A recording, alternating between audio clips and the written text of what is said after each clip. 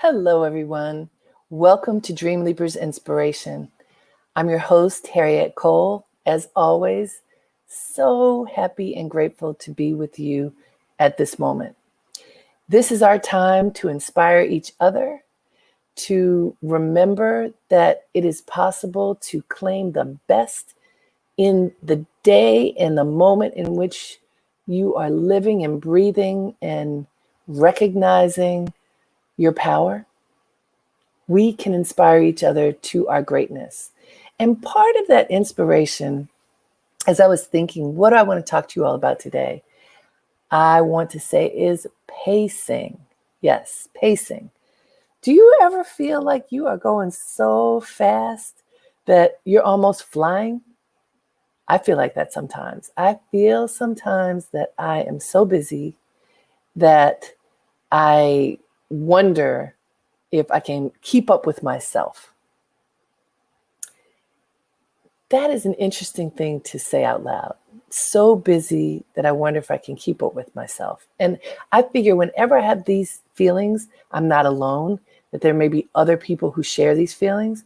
One of the things that has occurred during this moment in which we are living of quarantine, of people doing work through video conferencing, of people working extra hard to ensure that whatever it is that they do will continue, that if they are looking to figure out how to take care of their families because circumstances, whether it is health or job loss, has gotten in the way of the regular pace of their lives. So many things have occurred in our lives that, for whatever reason, I think have had us speed up, move more quickly than ever before.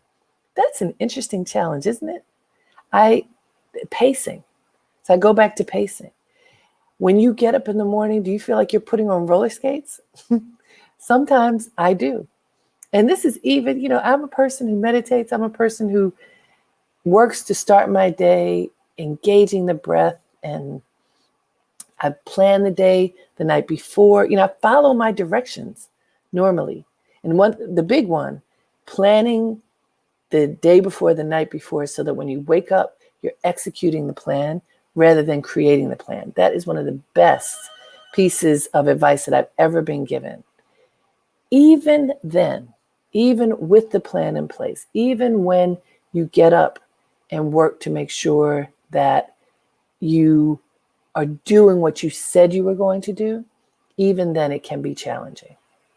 And so I want to say to all of you, if you find yourself in that situation, take a pause.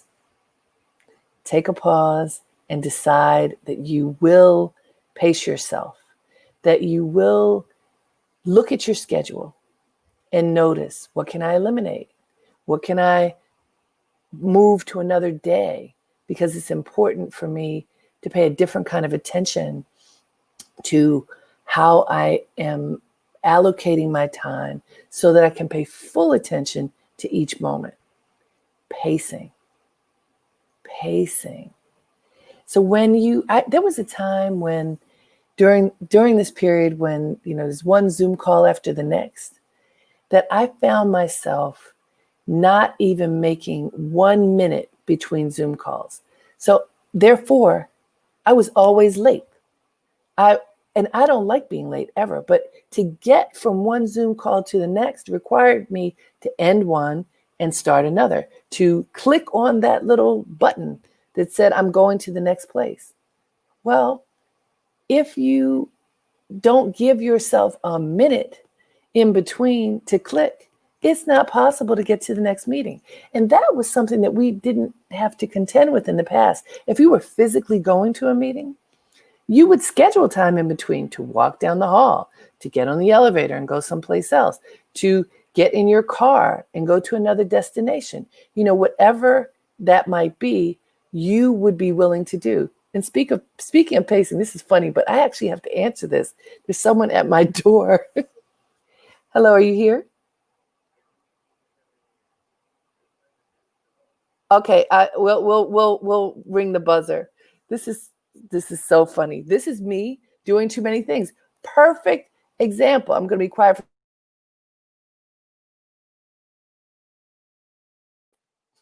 this is it couldn't be more perfect than this. I ordered something to come because now we're working from home. I asked my husband to get the buzzer because I was going to be talking to you, and he didn't hear it. You could not ask for a better example, you guys. This is real life in the moment. And when we try to pace out too many things, look at what happens. Here is my perfect example of that. And did he come yet? Georgie? They're at the door, honey. So, huh? You can't make it up. See, it was right for me to make pacing the issue of the day because it's an issue for me too. I always like to make sure that folks know I'm no different from you. I'm talking about these things because they're important. I'm bringing them up because I need the reminder as much as you need the reminder, right? And if we remind each other, we get to do a better job. Pacing. How can you slow down, make sure you're handling all of your business in a timely manner so that you can get everything done? Can you do that? How can you do that? How can you do that in a timely, organized way? Start with the schedule. Start with writing it down, making sure that you have built in enough time so that you can do whatever it is that you need to do successfully. Adjust the schedule when it doesn't work. Look at what just happened for me. I'm laughing because it could not have been more perfect to give you an example in real time of trying to do more than one thing at a time. It doesn't work. It doesn't matter who you are, how creative you are. It doesn't work to do more than one thing at a time. Sometimes it works to delegate, sometimes it doesn't. So yes, it is important to delegate when you can. It is important to be clear in delegation and make sure that whoever you're delegating to is in agreement with whatever it is that you said is going to happen. But then to know it doesn't always work. So how can you pace yourself so that you best can remain calm and clear and focused and prepared in this environment in which we are living now? I've talked to a number of students, my daughter included, who's in the 11th grade. All of her classes are now virtual. And at her school, of course, they would like for the engagement to be like this, face-to-face with the instructor and the teachers. So, the students all see each other. And some of the students have said it really doesn't work for them to show their face because in their household, there may be 3 or 4 people who are moving around in the space, and it could be a distraction.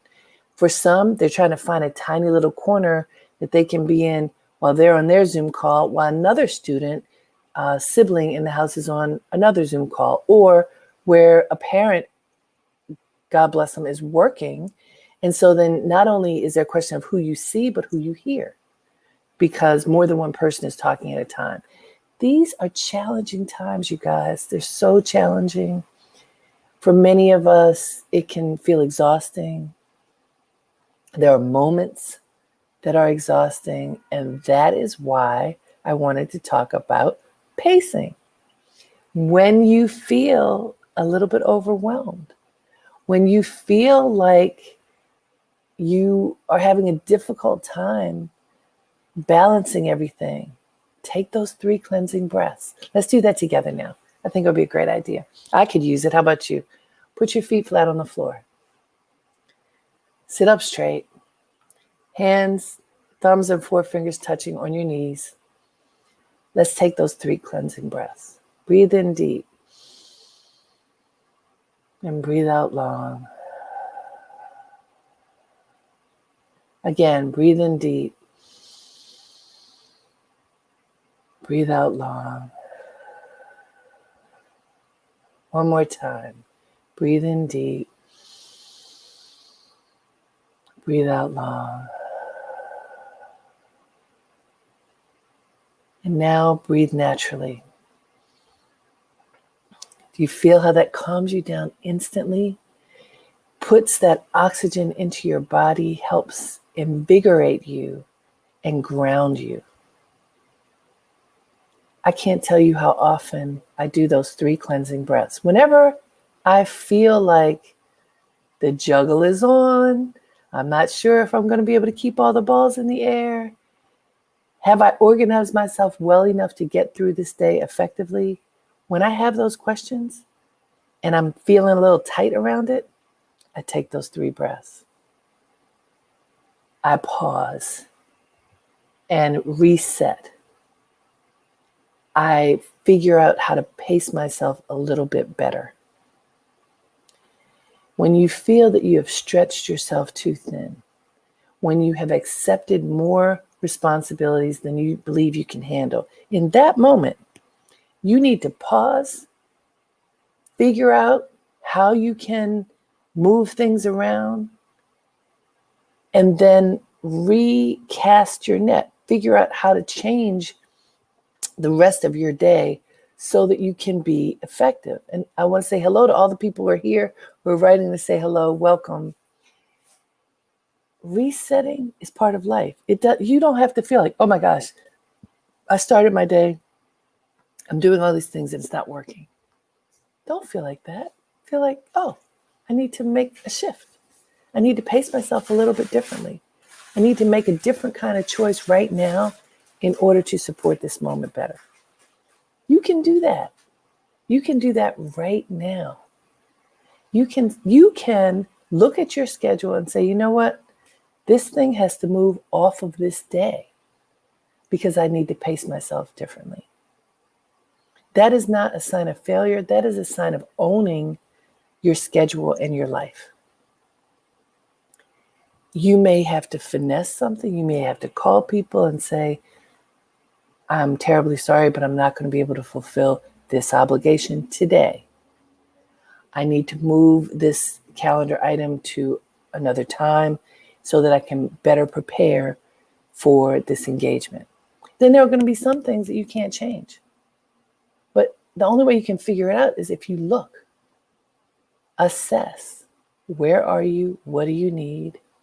Now, I talked to a client recently, someone who's very busy, who is on the ascent in his career, doing really well and feeling like he must seize the moment and do everything he can because who knows when the next opportunity will show its face. Does that sound like you? Many of us, especially entrepreneurs, feel like this. So this client who is doing really well explained that he hasn't had a day off in months because he feels like it's his moment. And if he says no to anything, maybe everything will stop. So that is a fear-driven response. I have to do it all. I can't say no. If I don't say yes to everything, my whole world will collapse. That is an unhealthy perspective that many of us have for our lives. And I say it again, many entrepreneurs feel that way. I have to do it now. Like the squirrel, I have to get those nuts right now because who knows what the winter will bring. And while it is important to work and save, it is also important to rest, to replenish the spirit. It is important to pause. For those of you who were with me in the beginning, you saw, I had to stop. How many people on these video conferencing calls have had to stop, have had someone walk into frame, have had to deal with an emergency? The good news is we get to see each other. The bad news is we get to see each other. Sometimes people see more than they need to see, hear more than they need to hear. That's life, you guys. It's okay. Don't feel that your world fell apart because you're human, because you couldn't do everything perfectly. Pace yourself.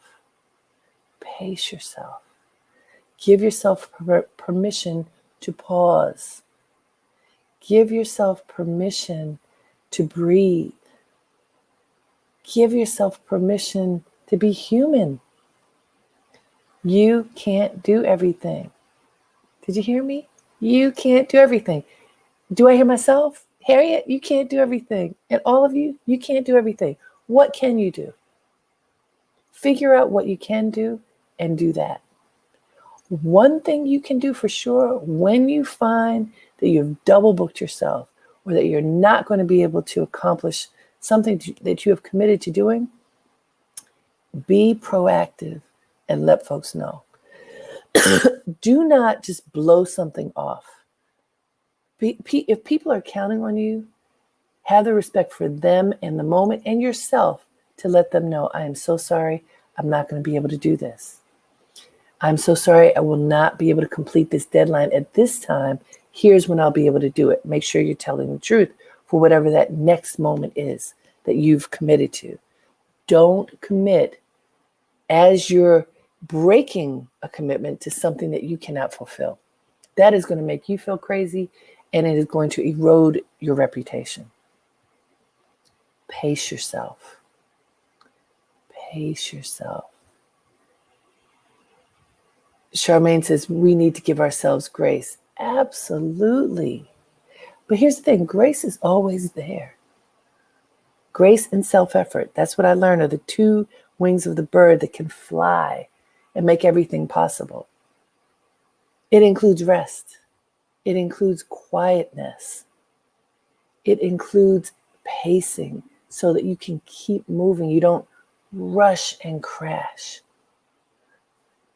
In the middle of the week, sometimes they call Wednesday hump day. You're getting over the hump because there's been so much work and then you're headed toward the end of the week. I hate that idea. I don't like that. I like the idea of building your week, building your days so that you can have the best experiences, no matter what day of the week it is. And so if you keep that in mind, you have to think about, how do you take care of yourself? How can you be connected to others? Do whatever is on your list of things that need to be done in the proper pace so that you can breathe, so that you can think, so that you can be creative, so that you can be a great problem solver, so that you can be your best. Pacing. 3 cleansing breaths. Create a schedule. Build transition time in your schedule. Write down those key things like drink water, exercise. Now with this Zoom stuff, stand up, move around. Don't just sit all day long. You can do it. And when you're not so good at it, laugh at yourself and say, okay, I'm going to do better.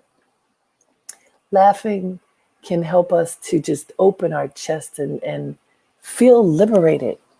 Don't beat yourself up. Laugh at yourself for making that schedule too full and then reset. We can do it. You can do it. We have to do it. I'm working on pacing today.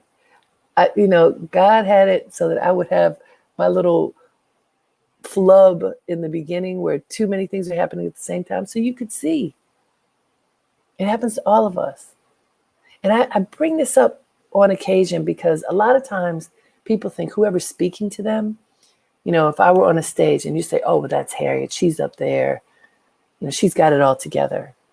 Or here, I'm the one speaking to you, so she's got it all together. I work at having it all together, but just like you, I fumble. I make mistakes. I overbook myself. I stretch myself too thin. And then my body reminds me, or a buzzer reminds me, or whatever it might be. You get reminders when you're going too fast and you're not pacing yourself well. Pace yourself. Make your plan for the day. Build in transitions. Don't do that thing I did where you book meetings back to back and there's not a second in between, because you cannot fulfill that. Do not set yourself up for failure. Set yourself up for success. Build a schedule that allows you to be successful. Readjust that schedule as often as you need so that you can be successful. And success means that you are fulfilling what you have promised yourself and others that you will do for that day, for that moment. Then you're successful. It requires you to be conscious and intentional about what you put on your list. You will not be successful if you are too ambitious and unrealistic about what you can accomplish. Let's work on this.